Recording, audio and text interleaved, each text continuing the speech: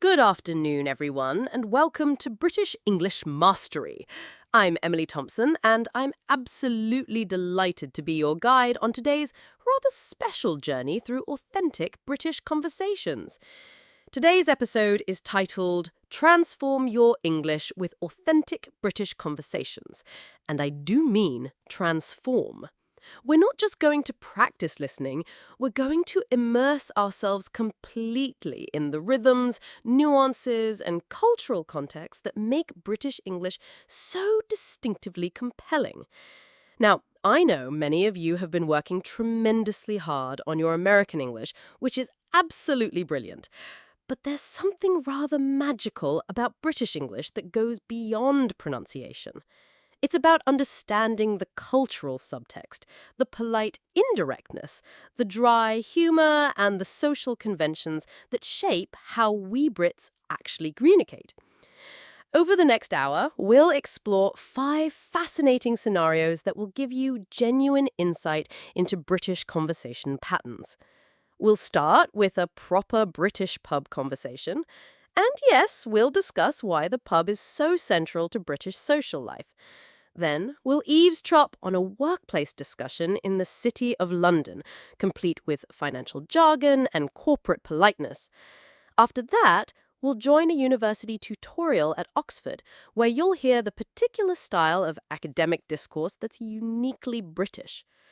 Following that, we'll experience a delightfully awkward British social situation because, let's face it, we Brits have perfected the art of polite discomfort.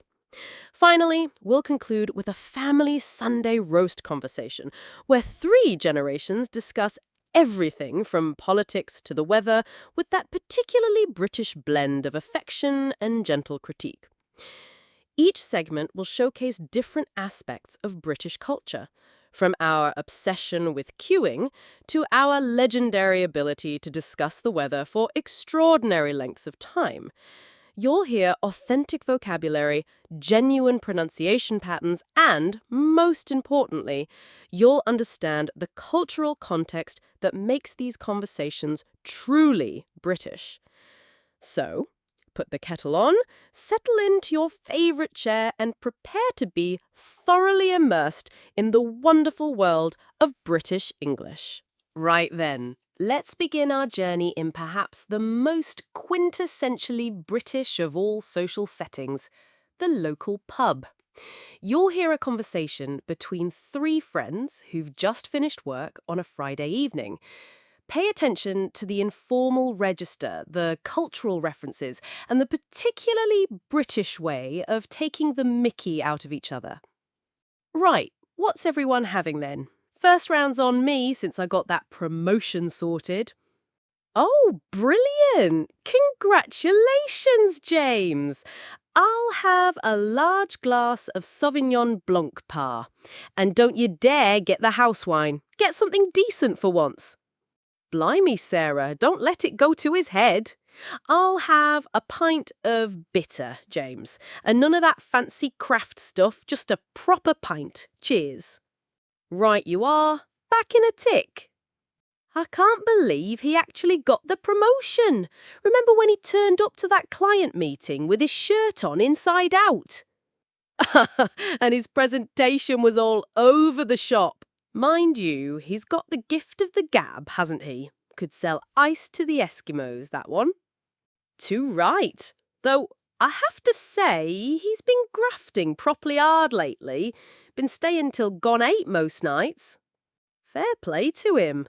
This recession's been properly grim for everyone. Good on him for sticking with it. Right, here we are. Large Sauvignon Blanc for the lady and a pint of London Pride for Mike. And I got myself a cheeky little IPA. Lovely, ta. Now then, spill the beans about this promotion. What's the new role then? Well, it's regional sales manager for the whole of the South East. Bit more responsibility, company car, and a rather tasty pay rise to boot. Get in! About bloody time too. You've been grafting away in that sales role for what, 3 years now? 4, actually. But Who's counting? The thing is, I'll be travelling quite a bit more. Surrey, Kent, Sussex, the whole caboodle. That's brilliant, but won't that be a right pain for commuting? The M25's an absolute nightmare most days. Tell me about it. But they're giving me one of those fancy hybrid cars, so at least I'll be doing my bit for the environment while sitting in traffic jams. Right then, proper toast to James and his fancy new job. Cheers to that, and may you never have to sit through another dreadful team-building exercise. God, don't remind me about that paintball disaster. I'm still finding paint in my hair. Now, let's examine what we've just heard. This conversation was absolutely packed with British cultural markers and linguistic features that are essential for understanding authentic British English. First, notice the vocabulary. Ta, meaning thank you, blimey as an exclamation of surprise, brilliant used extensively as approval, and grafting meaning working hard. These are distinctly British terms that you'll hear constantly in informal settings. The phrase taking the mickey means teasing someone, whilst gift of the gab refers to someone who's very persuasive or talkative. All over the shop means disorganized, and fair play acknowledges someone deserves credit. Notice the politeness patterns too. Even amongst close friends, there's a level of courtesy that's quite British. James offers to buy the first round, which is a social convention, and the others are specific about their preferences but polite about it. The cultural references are fascinating, discussing the M25 motorway, which any Brit will tell you is synonymous with traffic jams, and mentioning specific beer types like Bitter and London Pride, which are quintessentially British. Pay attention to the intonation patterns as well. British English tends to have more varied intonation than American English, with rising tones for politeness and falling tones for statements. So then, what's the gossip? Any office romance brewing between marketing and accounts? Oh, you mean between Lucy and that new bloke, what's his name, Dave? David from procurement, yeah. They've been having lunch together every day this week. Bit obvious, really. Bless them. Though HR will have a field day if they start dating officially. You know how stuffy they get about office relationships. Remember when Jenny from reception got together with that manager from IT? Had to fill out forms in triplicate just to declare their relationship. Bureaucracy gone mad, isn't it? As if work isn't complicated enough without having to navigate relationship politics too. Speaking of politics, did anyone catch Question Time last night? Absolute car crash, wasn't it? Oh, don't get me started on politicians. They're all as bad as each other. Could argue about the colour of grass, that lot. Too right. Though I have to say, at least they're providing entertainment value. Better than the telly most nights. That's not saying much considering what passes for entertainment these days. Reality TV's gone completely bonkers. Don't knock it. Guilty pleasure of mine, Love Island. Absolute rubbish, but strangely addictive. Mike, I never had you down as a Love Island viewer. Next you'll be telling us you watch Strictly. Oi, nothing wrong with a bit of Strictly Come Dancing. Quality family entertainment, that is. This continuation perfectly demonstrates British conversation patterns. Notice how they moved seamlessly from workplace gossip to politics to television, which is absolutely typical of British pub conversations. The phrase bless them shows affectionate amusement, whilst have a field day means to take great advantage of a situation. Car crash, used metaphorically, means a disaster, and gone bonkers means gone crazy. British people love discussing television programs. Question Time is a political discussion show, Love Island is reality TV, and Strictly Come Dancing is our version of Dancing with the Stars. These cultural touchstones are crucial for understanding British conversations. Now we're moving to the heart of London's financial district, the City. You'll hear a morning meeting between investment bankers discussing market conditions.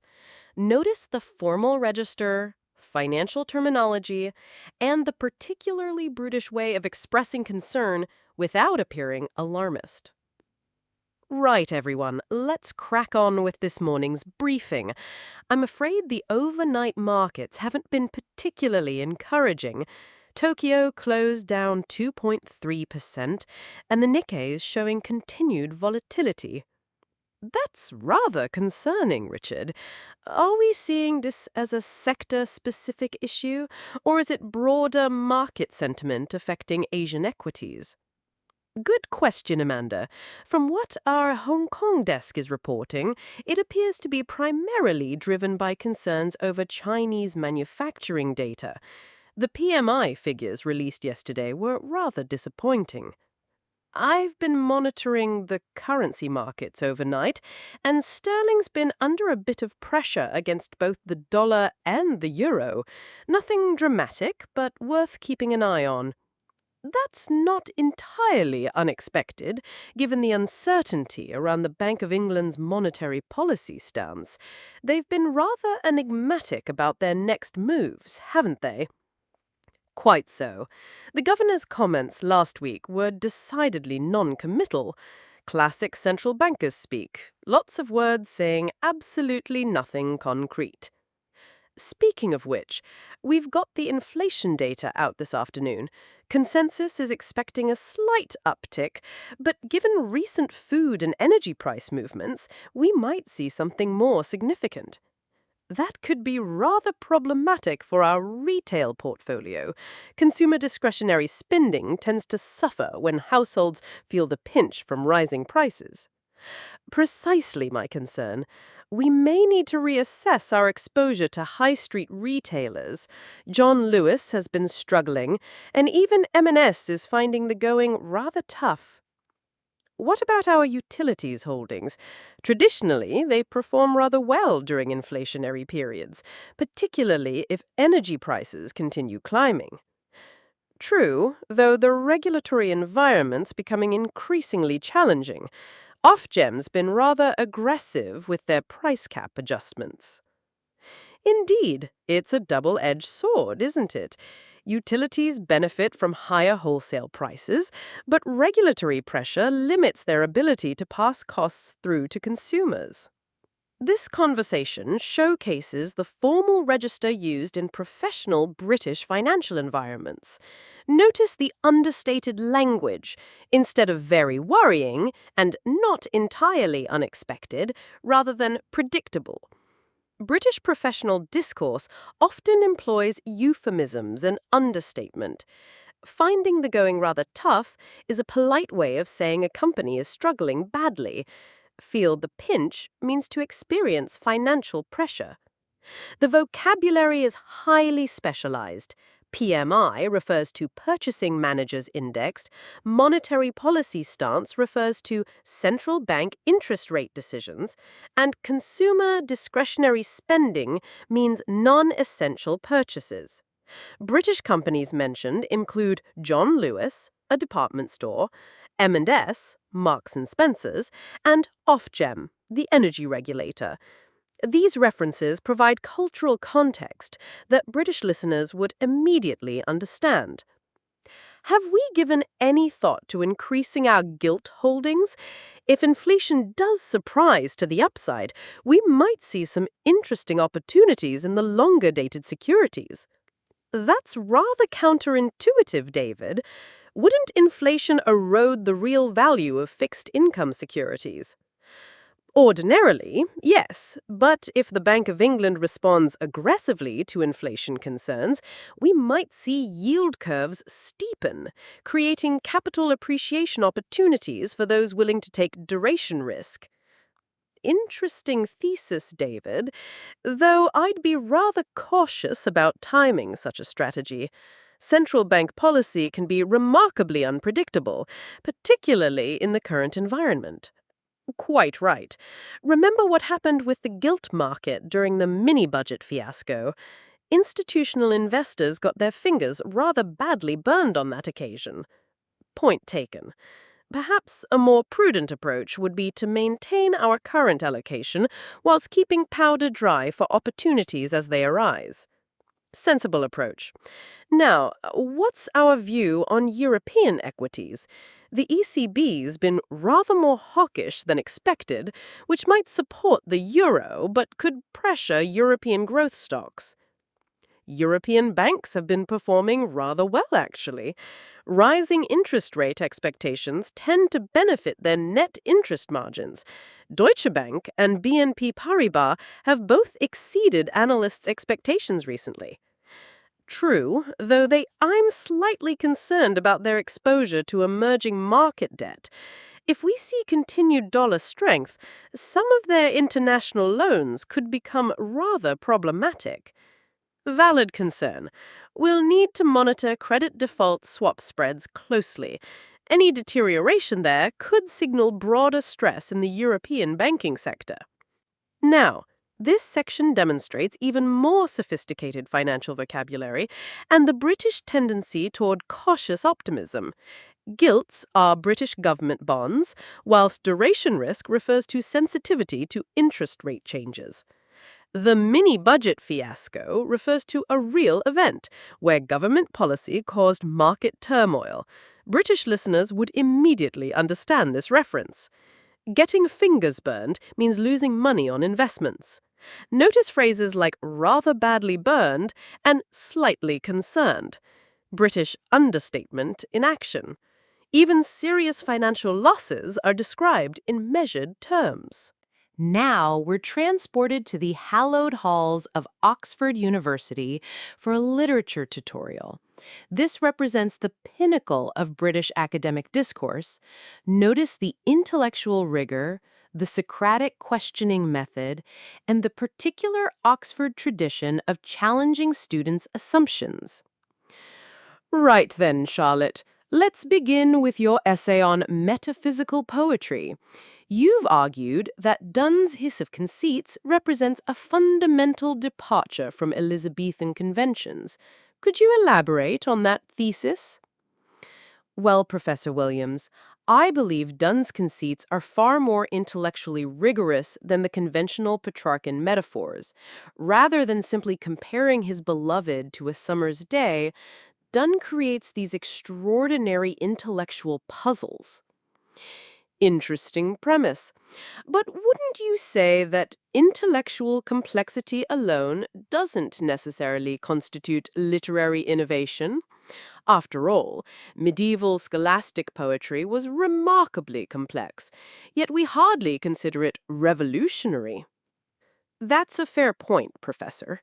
But I think what's distinctive about Donne is the way he combines intellectual sophistication with genuine emotional intensity.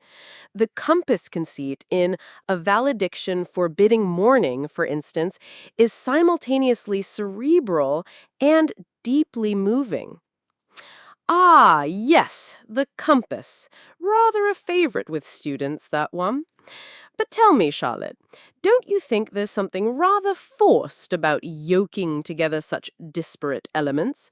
Dr. Johnson certainly thought so when he coined the term metaphysical poets. I suppose that depends on whether you view the yoking as forced or as brilliantly innovative. Donne's creating these unexpected connections that illuminate both the physical and spiritual worlds simultaneously. Quite so. But let's push this further. You've mentioned the spiritual dimension. How does Donne's religious conversion affect our reading of his secular poetry? Can we separate the Jack Donne who wrote the love poems from the Dr. Donne who became Dean of St. Paul's? That's tremendously complex, isn't it? I'd argue that even in his secular poetry, there's a metaphysical questioning that prefigures his later religious concerns. The holy sonnets don't represent a complete break, but rather a development of existing preoccupations. Provocative suggestion. Though, wouldn't that risk imposing a false teleological unity on his corpus? After all, people do change rather dramatically over time, particularly when confronted with mortality. That's true, Professor, but surely the intellectual habits of mind remain consistent. The same analytical rigor that characterizes The Flea also appears in Death Be Not Proud, even though the subject matter is entirely different. This tutorial exchange exemplifies the Oxford method, rigorous intellectual questioning designed to challenge and refine students' thinking. Notice how Professor Williams doesn't simply accept Charlotte's arguments, but probes for deeper understanding. The vocabulary is highly sophisticated. Teleological unity refers to imposing a false sense of purposeful development, whilst corpus means the complete body of an author's work. Metaphysical questioning refers to philosophical inquiry about the nature of reality.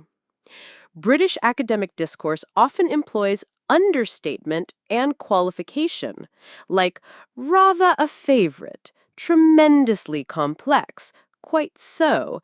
This creates space for intellectual nuance while maintaining politeness. The cultural references eschew deep knowledge. John Donne's biography, Dr. Johnson's criticism, St. Paul's Cathedral. This shared cultural literacy is fundamental to British academic conversation. Now then, let's consider your comparative analysis of Donne and Herbert. You've suggested that Herbert represents a more conventional religious sensibility. Might that not be rather unfair to Herbert's innovations? I wasn't suggesting Herbert lacks innovation, Professor, but rather that his innovations work within established devotional traditions. His temple poems, for instance, use concrete imagery to explore spiritual concepts, but the framework remains recognizably Anglican. Ah, but surely that's precisely where Herbert's genius lies.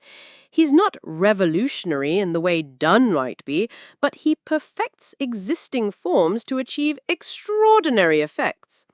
Consider the color, conventional rebellion narrative, but executed with remarkable psychological insight.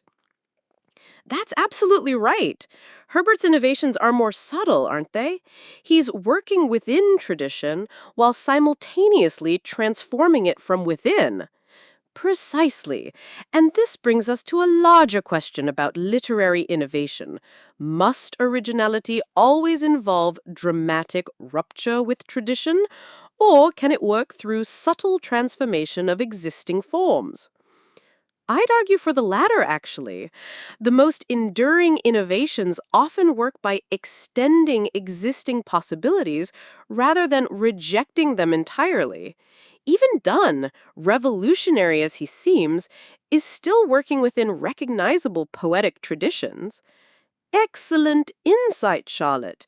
This suggests that literary history isn't simply a series of revolutionary breaks, but rather a complex process of continuity and change.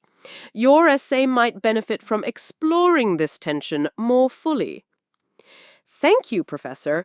I hadn't considered the broader implications for literary historiography. Should I revise the essay to incorporate these ideas?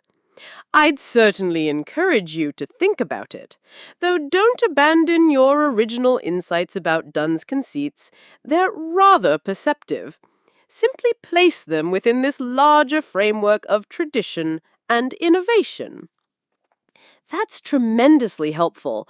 I'll rework the conclusion to address these broader questions while maintaining focus on the specific textual analysis. Splendid. And do read Helen Gardner's work on metaphysical poetry. Her insights into the intellectual background might prove illuminating for your revised argument. This conclusion demonstrates the supportive yet challenging nature of Oxford tutorials. Professor Williams validates Charlotte's insights while pushing her toward greater sophistication. Notice the academic vocabulary. Literary historiography means the study of how literary history is written, whilst textual analysis refers to close reading of specific passages. The tutorial system emphasizes independent thinking supported by rigorous questioning, a distinctly British approach to higher education that produces graduates capable of analytical thinking and articulate expression. Now, for something quintessentially British, a social gathering where politeness and awkwardness dance an intricate ballet. We're at a village garden party where neighbours who barely know each other must navigate small talk, social hierarchies, and the ever-present British obsession with appropriate behaviour. Oh, hello there. You must be the new people who've moved into Willowbrook Cottage. I'm Margaret Fitzwilliam from the old rectory. How are you settling in? Oh, hello. Yes, we're the Johnsons.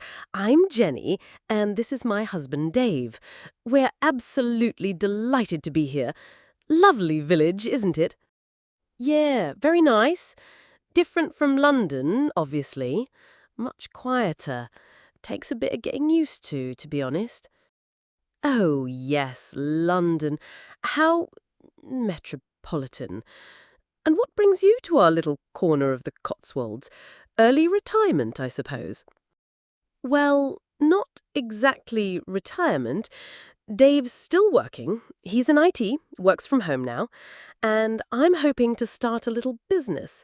Maybe something with crafts or baking. How enterprising. We don't have many businesses in the village, you know. Rather prefer to keep things peaceful and traditional. I do hope you'll respect the local character. Oh, absolutely. Wouldn't want to cause any trouble. Just looking forward to being part of the community. Quite right. Now, you simply must meet Colonel Henderson. He chairs the parish council. Terribly important to get on the right side of the Colonel if you want to fit in properly. That's very kind of you. We'd love to meet everyone. Is there anything we should know about village life? Any traditions or customs? Well, we take the church fete rather seriously in June. Everyone's expected to contribute something. And the Christmas carol service is absolutely sacred. Plus, there's the matter of the village green. Mustn't let dogs off leads there. The Colonel's rather particular about that. Right, no dogs off leads, got it. We don't actually have a dog yet, but good to know for the future. Oh, and you'll want to be careful about parking. Mrs. Pemberton at Rose Cottage gets frightfully upset if anyone blocks her drive. Had quite the to-do with the previous residents about that. This interaction beautifully illustrates British social awkwardness and class consciousness. Notice Margaret's barely concealed disapproval, how metropolitan and how enterprising are classic examples of British passive aggression. The phrase get on the right side of means to please someone important, whilst fit in properly suggests there are unspoken social rules to follow.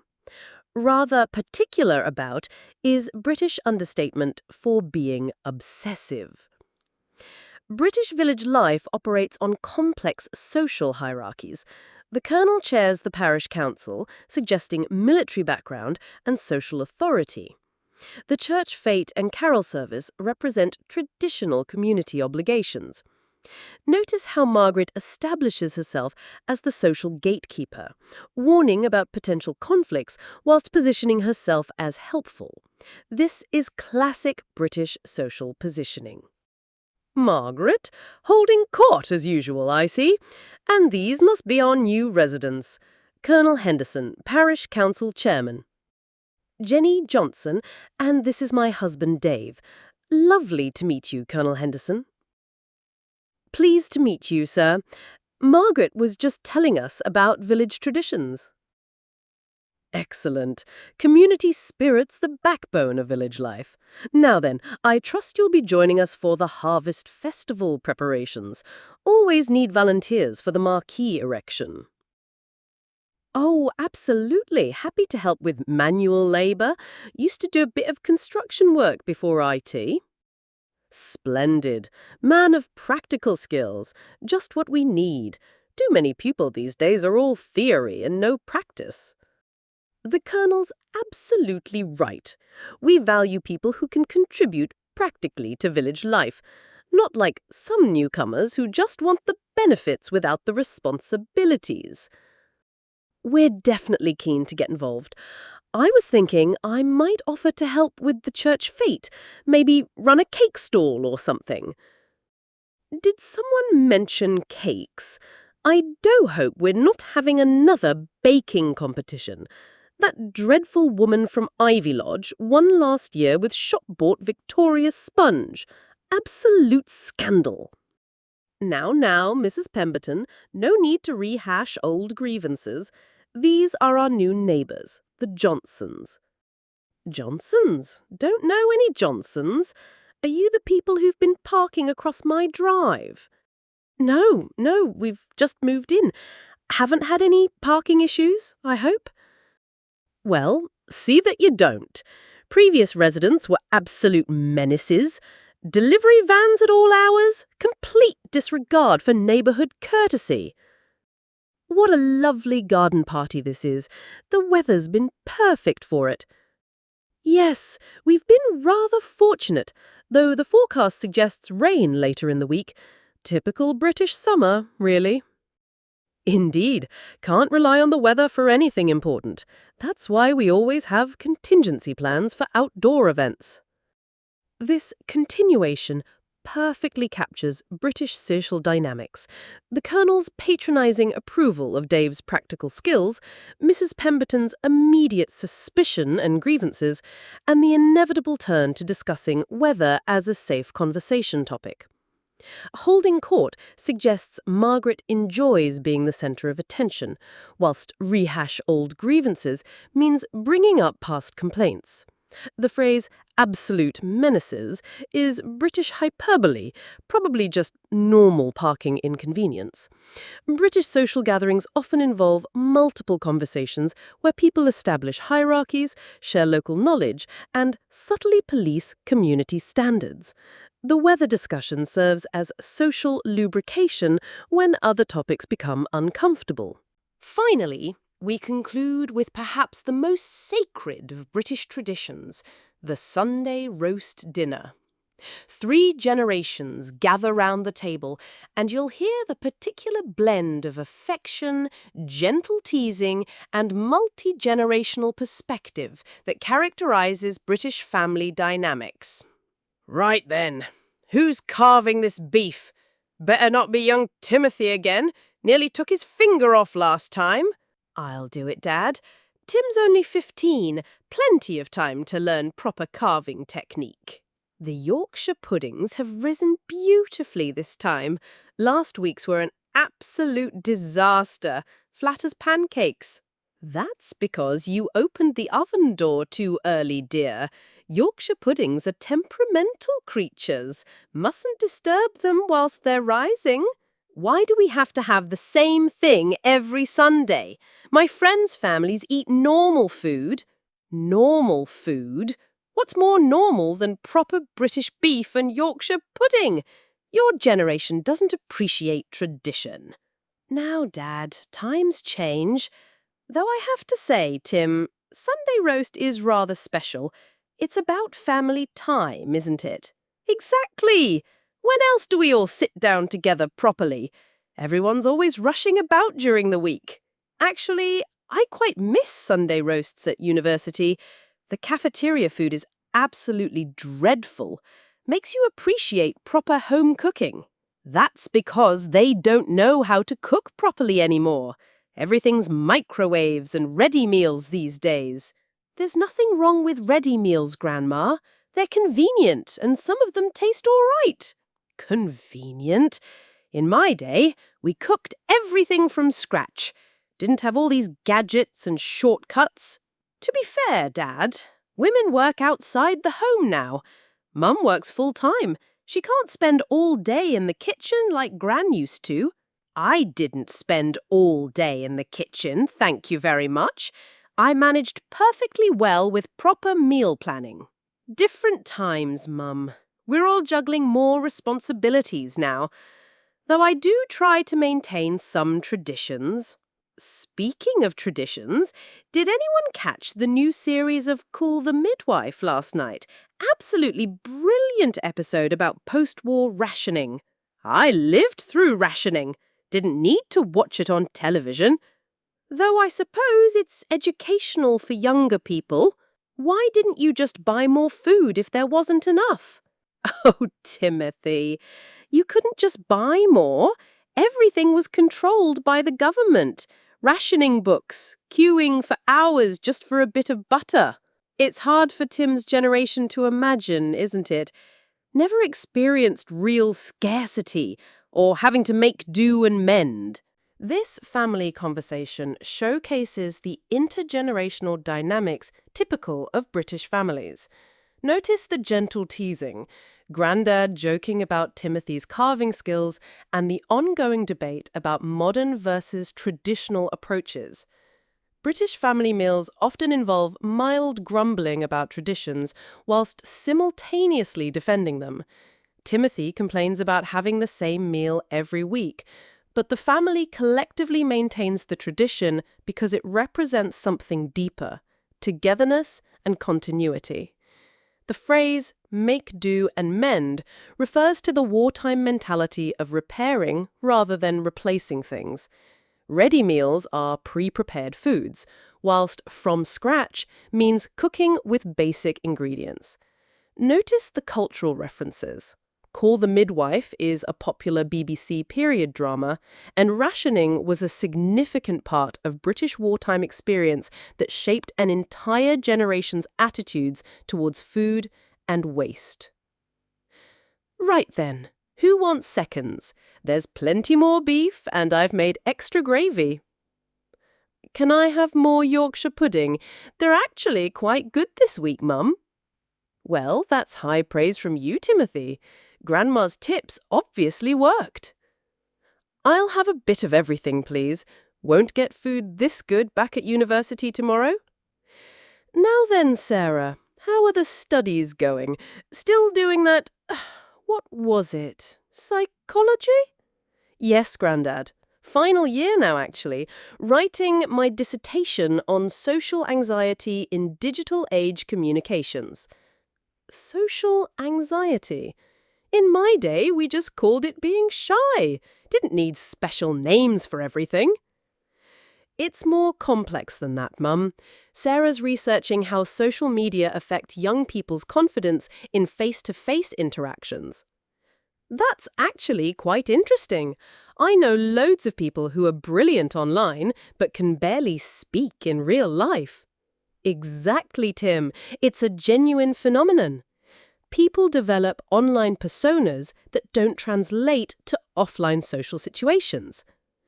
Sounds like common sense to me. Nothing beats proper face-to-face conversation. All this texting and tweeting. It's not real communication, is it? I have to agree with Dad on this one. We seem to have lost the art of proper conversation. Present company accepted, of course. But you can communicate really effectively online. Sometimes it's easier to express yourself when you have time to think about what you're saying. That's part of my research, actually. The asynchronous nature of digital communication does allow for more considered responses, but it can create dependency. Asynchronous? Whatever happened to speaking plain English? It means not happening at the same time, Mum, like sending an email and getting a reply later rather than talking on the phone. In my day, if you had something to say, you said it there and then. None of this sending messages back and forth for hours. Though I must admit, WhatsApp has been rather useful for keeping in touch with my sister in Australia. Much cheaper than international phone calls. See? Even Mum uses messaging apps. It's not all bad, Grandad. Suppose there's some sense in it for long distances, but nothing replaces sitting around a table like this, having a proper chinwag. Absolutely agree, Grandad. That's actually one of my research conclusions. Family meals like this are crucial for developing social skills. Well, there's a surprise. Spending time together as a family is good for you. Who'd have thought? Careful, Mum, or Sarah might quote you in her dissertation. This final exchange beautifully demonstrates how British families navigate generational differences with humour and affection. Despite their different perspectives on technology and communication, they find common ground in valuing family time. Having a proper chinwag is a lovely British expression meaning having a good chat. The phrase, present company accepted, is a polite way of excluding current listeners from a criticism. Notice how even disagreements are handled with gentle teasing rather than confrontation. This is characteristically British. Grandma's sarcastic, "who'd have thought," shows her dry humour whilst acknowledging Sarah's academic work. The conversation demonstrates the British family's ability to discuss serious topics, social anxiety, technology's impact, generational change, whilst maintaining the warm, slightly irreverent tone that makes Sunday roast such a cherished tradition. What an absolutely fascinating journey we've taken through authentic British conversations today. We've explored 5 distinctly different social contexts, each showcasing unique aspects of British English and culture. From the informal camaraderie of the pub to the formal discourse of the city, from Oxford's intellectual rigour to village social awkwardness, and finally to the warm chaos of a family Sunday roast. Each conversation revealed different layers of what makes British English so richly complex. Notice how British politeness operates differently across contexts. The understatement in hedging in financial discussions, the intellectual courtesy of academic debate, the passive-aggressive politeness of village social dynamics, and the affectionate irreverence of family conversation. We've heard authentic British vocabulary, from taking the mickey in the pub to asynchronous communication in academic discourse. You've experienced the cultural references that British speakers take for granted, from London Pride beer to Call the Midwife, from M&S to the M25 motorway. Most importantly, you've heard how British conversations actually work. The rhythm, the intonation, the cultural assumptions, and the unspoken social rules that govern interaction. This is the kind of authentic exposure that transforms your understanding from textbook knowledge to genuine cultural fluency. Your homework this week is to seek out more authentic British content, BBC programmes, British podcasts, or conversations with British speakers. Listen not just for vocabulary and grammar, but for the cultural context, the social positioning, and the subtle ways that British speakers navigate their complex social world. Remember, learning British English isn't just about pronunciation. It's about understanding a culture where politeness is an art form, understatement is a virtue, and the ability to discuss the weather for 20 minutes is considered perfectly reasonable conversation. Thank you for joining me on this linguistic and cultural adventure. Until next time, keep listening, keep learning, and remember, there's always more to discover in the wonderfully rich world of British English. Right then. Hello, everyone, and welcome to the Artificial Fluency Podcast. I'm Emily, and I'm absolutely delighted to have you join me today for this special hour-long episode all about life in modern Britain. Whether you're planning to visit the UK, thinking about studying here, or simply curious about British culture and society, today's program is designed to give you a proper insight into what life is actually like in Britain today. Now, when most people think about Britain, they often picture red double-decker buses, the Queen's Guard with their tall black hats, fish and chips, and perhaps a bit of rain. And whilst these iconic images are indeed part of British culture, there's so much more to modern Britain than these traditional stereotypes. Today, we're going to explore the reality of contemporary British life, from our daily routines and social customs to our changing demographics and evolving traditions. I'll be taking you through various aspects of British society, including our education system, work culture, social life, food scene, transport networks, and regional differences. We'll also discuss some of the challenges and changes Britain has faced in recent years and how these have shaped the country we live in today. Throughout today's episode, I'll be using authentic British expressions and vocabulary, so you'll get plenty of exposure to the way we actually speak here in the UK. Don't worry if you don't catch everything the first time round. That's perfectly normal and part of the learning process. Right, let's crack on, shall we? Let's begin with something that affects every single person living in Britain, our famously unpredictable weather.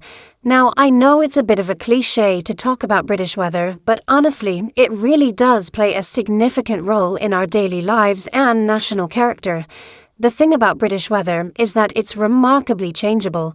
You can wake up to bright sunshine, pop out for lunch in a downpour, and find yourself enjoying a lovely evening without a cloud in the sky. This unpredictability has shaped our approach to dressing. We've mastered the art of layering clothes, and you'll rarely see a Brit venture out without at least checking the weather forecast. The concept of 4 seasons in one day is very real here. I remember it last Tuesday. I started the morning in a t-shirt because it was quite warm, had to duck into a shop during a sudden hailstorm at lunchtime, and ended up needing a proper coat by evening. It keeps life interesting, I suppose.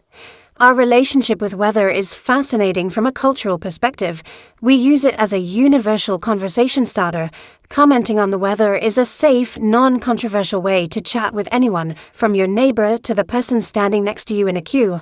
Phrases like, "lovely day, isn't it?" or "bit nippy today" are heard countless times every day across the country. We've also developed quite a sophisticated vocabulary for describing rain. We don't just say it's raining. We have drizzle, showers, downpours, spitting, bucketing down, and it's absolutely chalking it down. Each term describes a different intensity or type of rainfall, which shows just how much experience we have with wet weather.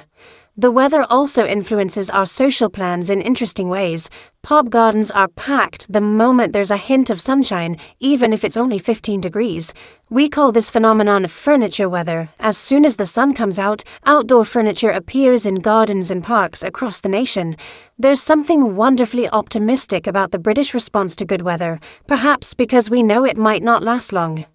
Our relationship with weather is fascinating from a cultural perspective. We use it as a universal conversation starter. Commenting on the weather is a safe, non-controversial way to chat with anyone, from your neighbour to the person standing next to you in a queue. Phrases like, "lovely day, isn't it?" or "bit nippy today" are heard countless times every day across the country. We've also developed quite a sophisticated vocabulary for describing rain. We don't just say it's raining. We have drizzle, showers, downpours, spitting, bucketing down, and it's absolutely chucking it down.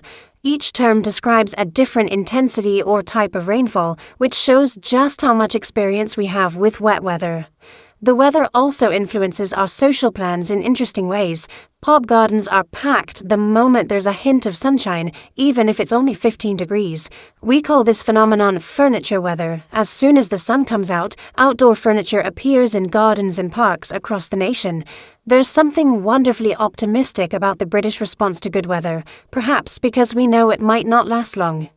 Now, let's talk about British social customs and etiquette, which can be quite puzzling for visitors, but are absolutely fascinating when you understand the underlying principles. British politeness is legendary, but it's more complex than simply saying please and thank you, though we do say those an awful lot.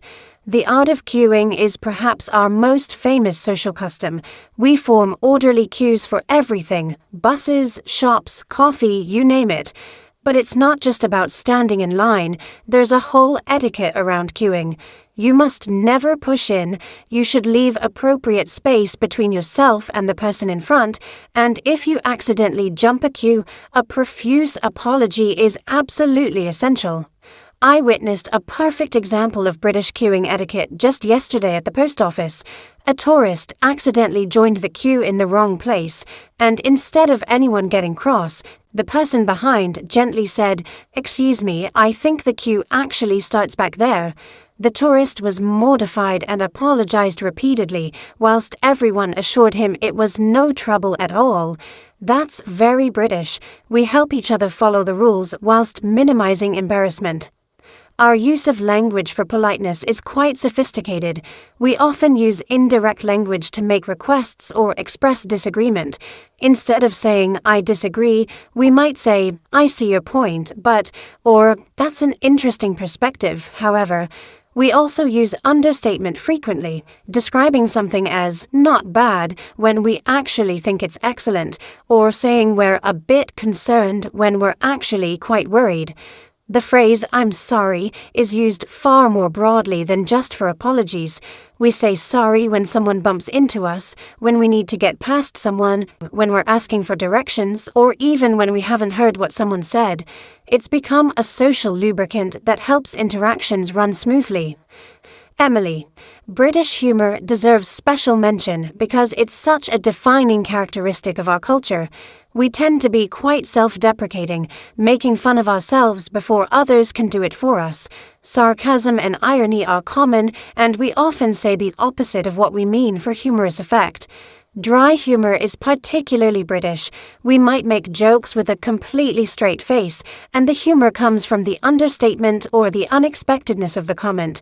For example, if it's pouring with rain, someone might say with perfect seriousness, "Lovely weather for ducks." This type of humor can be confusing for people learning English because the tone doesn't always match the content. We also have a tradition of gentle teasing among friends and colleagues. This is called taking the mickey or having a laugh, and it's actually a sign of affection and acceptance. If your British friends start teasing you gently, it means they like you. However, this can be tricky for non-native speakers to navigate, so don't worry if you find it confusing at first. Let's move on to discuss the British education system, which has some unique features that might surprise you. Education is compulsory from age 5 to 18, and the system varies slightly between England, Scotland, Wales, and Northern Ireland, though I'll focus mainly on the English system today.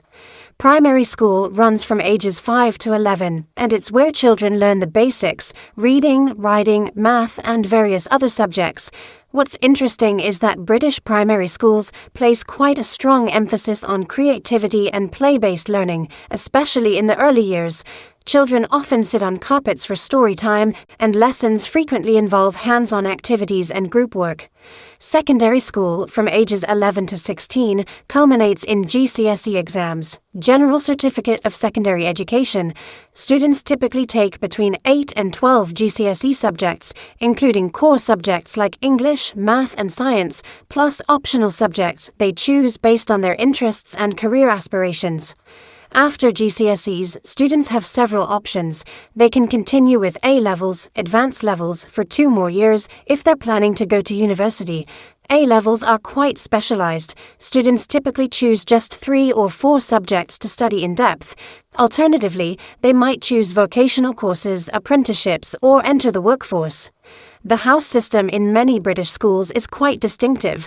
Students are divided into houses, often named after famous people, local landmarks, or simply colours, and these houses compete throughout the year in sports, academic competitions, and other activities.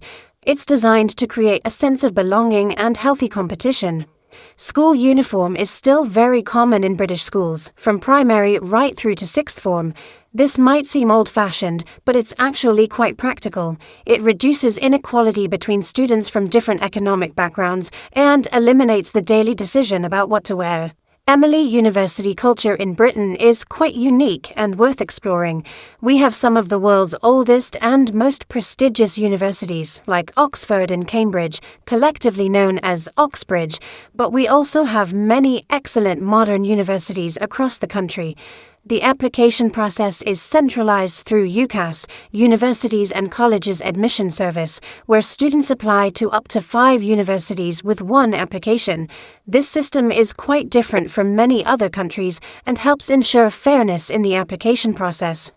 British university courses are typically more specialized than in some other countries. Students often apply to study a specific subject from day one, rather than doing general studies first. A typical undergraduate degree lasts 3 years in England and Wales or 4 years in Scotland. University life includes some wonderful traditions. Freshers' Week, Orientation Week, is legendary for helping new students settle in and make friends. Students typically live in halls of residence, dormitories in their first year, then often move into shared houses with friends for subsequent years. The student experience varies enormously depending on the university and location. Studying in London offers incredible opportunities but is expensive, whilst university towns like Bath, Durham or St Andrews offer a more traditional collegiate atmosphere where the university is the heart of the community. Now, let's explore British work culture, which has evolved significantly over the past few decades. The traditional 9-to-5 working day is still common, but there's been a notable shift towards more flexible working arrangements, especially accelerated by the pandemic. Many British companies now offer flexible working options, including working from home several days a week, flexible start and finish times, or compressed working weeks. The concept of work-life balance has become increasingly important, and employers recognize that happy, well-rested employees are more productive. The British workplace tends to be relatively informal in terms of interpersonal relationships. Colleagues often become friends, and it's common to socialize outside work. After-work drinks on Friday, known as Friday drinks or going for a quick punt, are a cherished tradition in many offices, though participation is always optional. Holiday entitlement in the UK is quite generous compared to some countries. The legal minimum is 28 days per year, including bank holidays, but many employers offer more. Brits typically take longer holidays rather than lots of short breaks, and August is a particularly popular time for family holidays. The concept of sick days is handled differently here than in some countries. Employees don't typically have a set number of sick days they're allowed to take. Instead, there's an expectation that people will only take time off when genuinely ill, and most employers are quite understanding about occasional illness. Meeting culture can be quite distinctive. British meetings often involve considerable small talk before getting down to business, discussing the weather, weekend plans, or current events. This isn't wasting time, it's relationship building and helps create a comfortable atmosphere for the actual meeting. British food culture has undergone a remarkable transformation over the past few decades. While we still love our traditional dishes like fish and chips, Sunday roast, and a proper English breakfast, our culinary landscape has become wonderfully diverse and sophisticated. The traditional Sunday roast remains a cornerstone of British food culture. Families often gather for roast beef, lamb, or chicken with Yorkshire pudding, roast potatoes, vegetables, and gravy. It's not just about the food, it's about taking time together, often stretching the meal out over several hours with conversation and perhaps a walk afterwards. However, British cuisine now reflects our multicultural society. Indian curry is so popular it's often called Britain's national dish. You'll find excellent Indian, Chinese, Thai, Turkish, and Middle Eastern restaurants in every British town. This isn't just about restaurants either. Many of these international ingredients and cooking methods have been adopted into everyday British home cooking. The pub remains central to British social life, though the role of pubs has evolved. Modern pubs often serve excellent food, called gastropubs, alongside traditional drinks. The concept of pub grub has elevated from basic sandwiches to sophisticated meals while maintaining the relaxed, welcoming atmosphere that makes pubs special. British drinking culture is worth understanding. We often go to the pub not primarily to drink alcohol, but to socialize. Many pubs are family-friendly during the day, and it's perfectly acceptable to go to a pub just for a soft drink or coffee. The round system, where one person buys drinks for the whole group, then someone else buys the next round, is an important social custom that helps build relationships and ensures fairness. Tea culture remains strong, though coffee has gained considerable ground. The ritual of putting the kettle on during times of crisis, celebration, or simply when someone visits is still very much alive. Tea with biscuits, cookies, remains a comforting constant in British life. Let's discuss British transport, which is a constant source of both pride and frustration for us Brits. Our transport network is extensive and generally reliable, though it can be expensive and occasionally frustrating. London's transport system is world-renowned. The Underground, or Tube, is efficient, covers most of London, and has become iconic with its distinctive map design and mind the gap announcements. London buses are frequent and cover areas the Tube doesn't reach. Most Londoners rely heavily on public transport, and many don't own cars. However, transport in London is quite expensive. A daily travel pass can cost more than £15, which adds up quickly. This is why many Londoners have monthly or annual travel cards, and why tourists often find transport costs surprisingly high. Outside London, the picture is more mixed. Many cities have excellent public transport: Manchester's tram system, Edinburgh's buses, Birmingham's rail connections, but rural areas often have limited public transport, making car ownership more necessary.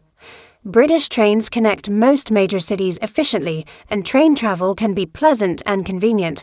However, our trains are notoriously expensive, especially for last-minute bookings. A return ticket from London to Edinburgh might cost £200 if bought on the day, but could be as little as £25 if booked well in advance. This pricing system baffles many visitors. The British driving experience has its own characteristics. We drive on the left, which initially confuses visitors, but most adapt quickly. Our roads are generally well maintained, though often narrow and winding, especially in rural areas. Roundabouts are everywhere. We love them because they keep traffic flowing, though they can be intimidating for unfamiliar drivers. Parking in British cities is notoriously difficult and expensive. Many people avoid driving into city centres, preferring to use park-and-ride facilities or public transport instead. Emily. British housing and how we live is quite distinctive and worth exploring. The majority of Brits dream of owning their own home, and home ownership rates are relatively high compared to some European countries, though this has become increasingly challenging for young people due to rising house prices. The types of housing available reflect our history and geography. Terraced houses, rows of houses joined together, are common in cities and towns. These often date from the Victorian era and can be quite charming, with bay windows, small front gardens, and original features like fireplaces and high ceilings. Semi-detached houses, joined to one neighbour, are very popular, offering more space than terraced houses, whilst being more affordable than detached houses. Detached houses are considered the pinnacle of home ownership, but are increasingly expensive, especially in the south of England. Flats, apartments, are common in cities and are often converted from larger Victorian houses. Purpose-built apartment blocks are also common, though British people generally prefer houses to flats when given the choice. British homes tend to be smaller than those in countries like America or Australia, which influences how we live. Gardens are particularly important to us. Even a small back garden is highly valued. We are passionate gardeners, and garden centres are hugely popular weekend destinations. The rental market has grown significantly, especially in expensive areas like London and the South East. Many young professionals rent for years before being able to buy, and the quality and security of rental properties has improved considerably over recent years. Let's explore regional differences across Britain, because despite being a relatively small country, we have remarkable diversity in accents, customs, and local pride. Understanding these regional variations is crucial for appreciating modern British life. The North-South divide is real and culturally significant. Generally speaking, the North is perceived as more friendly, down-to-earth, and community-oriented, while the South is seen as more prosperous but perhaps less approachable. Of course, these are generalizations, but they reflect genuine cultural differences that have historical roots. Northern cities like Manchester, Liverpool, Newcastle, and Leeds have undergone remarkable regeneration over recent decades. They offer vibrant cultural scenes, excellent universities, and increasingly sophisticated food and entertainment options, often at a fraction of London prices. Scotland, Wales, and Northern Ireland each have distinct identities. Scotland in particular has its own legal system, education system, and increasingly distinct political direction. Welsh culture and language is experiencing a revival, and you'll hear Welsh spoken regularly in many parts of Wales. Accents vary dramatically across relatively short distances. A Geordie accent from Newcastle sounds completely different from a Yorkshire accent just a few hours south. Scouse from Liverpool, Brummie from Birmingham, and West Coast accents are all distinctly recognisable to British ears. These regional differences extend beyond accents to local customs, food preference. British social life and leisure activities reflect our climate, culture, and history in interesting ways. Weekend activities often depend on the weather, but we've become quite adaptable in our pursuit of enjoyment. The British love affair with gardening is remarkable. Garden centres are packed every weekend, and gardening programmes are hugely popular on television. Even people with tiny urban gardens or just window boxes take pride in growing something. Allotments, small plots of land rented for growing vegetables, have long waiting lists in many areas. Walking is our most popular form of exercise and leisure activity. We have extensive public footpath networks, and going for a walk is a common weekend activity. Coastal path walking is particularly popular, and many Brits plan holidays around walking opportunities. British people are increasingly interested in fitness and wellness. Gym membership has grown significantly, and activities like yoga, cycling, and running clubs are very popular. The park run phenomenon, free, timed 5-kilometer runs held every Saturday morning in parks across the country, demonstrates our community-oriented approach to fitness. Social media has changed how younger Brits socialise, but traditional activities remain important. Meeting friends at the pub, having people round for dinner, and going to the cinema or theatre are still central to British social life. We're quite enthusiastic about festivals and events. Music festivals like Glastonbury have become cultural phenomenon, and every town seems to have its own annual festival, celebrating everything from food and drink to arts and crafts. Emily?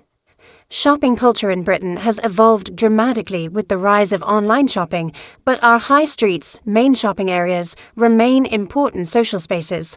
The British High Street traditionally featured a similar mix of shops in every town: a post office, pharmacy, grocery shops, clothing stores, and pubs. However, online shopping and large out-of-town shopping centres have challenged traditional high streets. Many towns are working to reinvent their centres, focusing on experiences, independent shops, cafes, and services that can't be replicated online. British people have embraced online shopping enthusiastically. Next-day delivery is common, and many people do their weekly grocery shopping online. This has been particularly accelerated by the pandemic, with many older people discovering online shopping for the first time. The British approach to sales and shopping has some distinctive features. We love a bargain, and January sales are still major events. Charity shops, thrift stores are hugely popular and socially acceptable across all social classes. Finding a bargain in a charity shop is a source of pride rather than embarrassment. Sunday shopping laws were relaxed in the 1990s, but many shops still have restricted Sunday hours, and it remains a quieter shopping day with a different, more relaxed atmosphere. Emily?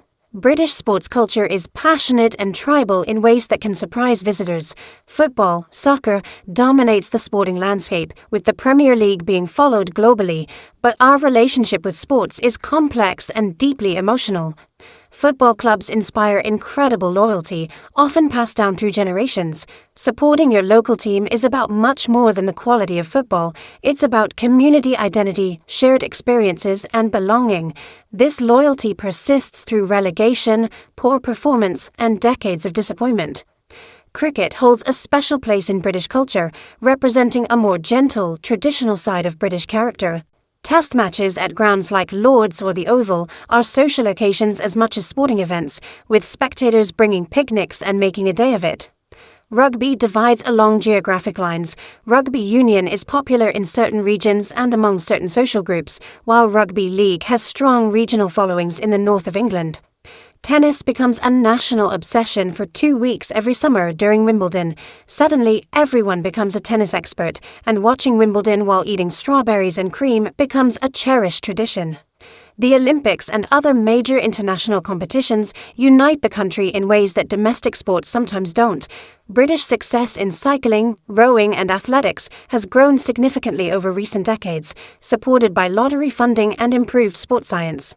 Let's discuss how technology has changed British life, because the digital revolution has been particularly embraced here. Britain has excellent mobile phone coverage and widespread broadband internet, making digital services integral to daily life. Online banking is almost universal. Most Brits rarely visit physical bank branches, instead managing their finances through mobile apps and websites.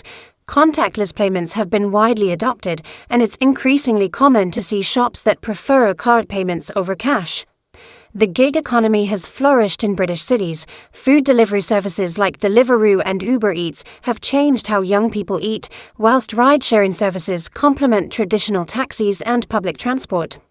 Social media usage among British people is high, but there's growing awareness of its impact on mental health and social interaction. Many families try to implement digital detox periods or screen-free mealtimes. Streaming services have largely replaced traditional television viewing patterns, especially among younger people. The BBC iPlayer, along with Netflix, Amazon Prime, and other services, mean people watch programs when they want, rather than following traditional schedules. Online shopping during the pandemic accelerated trends that were already developing, with even traditionally resistant demographics like elderly people becoming comfortable with digital services. As we approach the end of our exploration of modern British life, let's consider how recent events have shaped contemporary Britain. Brexit, the pandemic, and economic challenges have all influenced how we live, work, and think about our place in the world. Brexit continues to influence British politics and society, though daily life impacts have been less dramatic than many predicted. European travel requires more planning, some product availability has changed, and there are ongoing political debates, but most people's day-to-day experiences haven't fundamentally altered. The pandemic had profound impacts on British life, accelerating changes that were already underway. Working from home became normal for many office workers, online shopping expanded dramatically, and there's increased awareness of mental health and work-life balance. Economic pressures from inflation and rising energy costs are currently significant concerns for many British households. This is influencing spending patterns, heating decisions, and lifestyle choices in ways that cut across all social classes. Despite these challenges, British resilience and adaptability remain strong characteristics. There's a pragmatic approach to dealing with difficulties, complaining good-naturedly whilst getting on with necessary adaptations. The British sense of humour continues to help navigate difficult times. Self-deprecating jokes about our current challenges are common, and there's comfort in shared experiences of dealing with problems. Looking toward the future, Britain continues to evolve whilst maintaining its distinctive character. Immigration from many countries has enriched British culture enormously, creating vibrant, multicultural communities whilst sometimes creating tensions that require ongoing navigation. Young British people tend to be internationally minded, environmentally conscious, and digitally native in ways that distinguish them from previous generations. They're more likely to live in cities, rent rather than own property, and prioritize experiences over material possessions. Traditional British institutions like the monarchy, Parliament, and the BBC retain significant support, but face questions about their relevance and effectiveness in modern society. These debates reflect broader conversations about national identity and values. The creative industries remain a British strength. Music, film, television, literature, and digital media, where British talent competes successfully globally whilst maintaining distinctively British characteristics. Regional differences may become more pronounced as different parts of the country pursue different economic and social strategies. Scotland's distinct political direction, Northern Ireland's unique position, and Wales's cultural revival all contribute to an increasingly complex national picture. Well, that brings us to the end of our extensive tour through modern British life. We've covered an enormous amount of ground today, from our relationship with weather and social customs to education, work, food, transport, housing, and the changes shaping contemporary Britain. I hope this has given you a genuine insight into what life is actually like here, beyond the stereotypes and tourist attractions. Britain is a country of contradictions. We're polite but can be quite direct. We love tradition but embrace change. We complain about the weather but wouldn't want to live anywhere else. And we're proud of our country whilst being happy to criticize it. Understanding British culture requires patience and observation.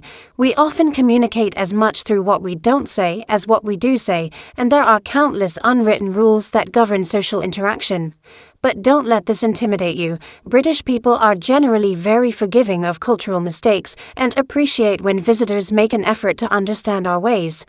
If you're planning to visit or live in Britain, remember that regional differences are significant, and the experience of living in London is very different from living in Edinburgh, Cardiff, Belfast, or a small English market town. Each area has its own character and charm. Most importantly, remember that modern Britain is diverse, dynamic, and constantly evolving. What I've described today is a snapshot of life now, but British society continues to change and adapt whilst maintaining its core characteristics of politeness, pragmatism, and a slightly ironic sense of humour.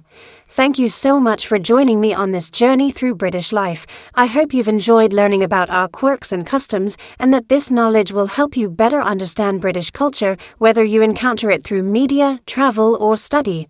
This is Emily from Artificial Fluency, reminding you that understanding a culture is just as important as learning its language. Keep exploring, keep asking questions, and remember, when in doubt, put the kettle on and have a nice cup of tea. Welcome to Artificial Fluency Podcast. I'm Emma, and today we're exploring the fascinating world of learning psychology. Ever wondered why some people pick up languages effortlessly while others struggle? The secrets lie in your brain, and I can't wait to share them with you. Did you know your brain physically changes when you learn something new? It's called neuroplasticity, and it's absolutely revolutionary for language learners. When you practice English, you're actually creating new neural pathways that get stronger every time you use them. Isn't that incredible? Let's dive straight into our first mind-blowing concept, the learning zone. Imagine 3 concentric circles. The innermost circle is your comfort zone, things you already know well. The outermost circle is the panic zone, material so difficult it overwhelms you. But between them, that's the learning zone, where the magic happens. The best language learning occurs when you're slightly challenged but not completely lost. That sweet spot triggers your brain to form those new connections we talked about. So if you're finding your English practice too easy or impossibly hard, you need to adjust. Now, let's practice some essential vocabulary about learning psychology. Repeat after me to absorb information, to take in and understand new knowledge, to have a breakthrough, to suddenly understand something difficult. Retention, how well you remember what you've learned. Cognitive load, the amount of mental effort being used. Spaced repetition, reviewing information at increasing intervals. Great, here's how you might use these in conversation. I couldn't absorb any more information after 3 hours of studying. I finally had a breakthrough with phrasal verbs last week. Listening to this podcast improves your retention of new vocabulary. Learning grammar rules creates a heavy cognitive load at first. Spaced repetition is scientifically proven to help you remember vocabulary. Here's something that will transform your learning journey. Emotion is the secret ingredient to memory. Research shows we remember things better when they have an emotional connection. That's why you might remember song lyrics in English perfectly but forget vocabulary you've studied repeatedly. Try this when learning new words, connect them to personal experiences or strong mental images. For example, to remember the word exhilarating, imagine yourself on a roller coaster, feeling that rush of excitement. Your brain will thank you. Let me share an extraordinary story about language learning. Did you hear about Scott Young? He completed MIT's 4-year computer science curriculum in just 12 months without attending a single class. But what's even more impressive, he later learned for languages to conversation level in just 1 year using immersion techniques. His secret, he called it the no English rule. When learning Spanish, he refused to speak, read, watch, or listen to anything in English for 3 months. His brain, desperate to communicate, accelerated the learning process dramatically. While that's extreme, even small periods of total immersion can supercharge your progress. Now, let's talk about a revolutionary learning technique called interleaving. Most of us practice one skill at a time, maybe grammar for an hour, then vocabulary, then listening. But research shows mixing these up in unpredictable patterns creates stronger neural connections. Instead of studying present perfect tense for an hour, try 15 minutes of present perfect, 15 minutes of vocabulary about travel, then 15 minutes of listening practice, and finally 15 more minutes of present perfect. This challenges your brain to switch contexts, which feels harder but leads to dramatically better long-term results. Time for a quick listening exercise I'll describe to learning scenarios. Try to identify which employs better psychology principles. Scenario: Maria studies English by reading textbooks and memorizing vocabulary lists. She spends 2 hours every Sunday going through as much material as possible. Scenario B: Carlos learns 5 new words each day related to topics he's passionate about. He creates flashcards with personal examples and reviews them briefly before breakfast and dinner. Once weekly, he watches a short English video about his favorite hobby. Which approach do you think works better? If you chose scenario B, you're absolutely right. Carlos is using spaced repetition, emotional connection, and manageable cognitive load, all powerful psychological principles. Here's another game-changing insight. Teaching is the ultimate learning tool. When you explain something to someone else, your brain processes information differently, more deeply and thoroughly. That's why our community forums are so valuable. Try this after listening to this podcast. Record yourself explaining one concept from today to an imaginary friend.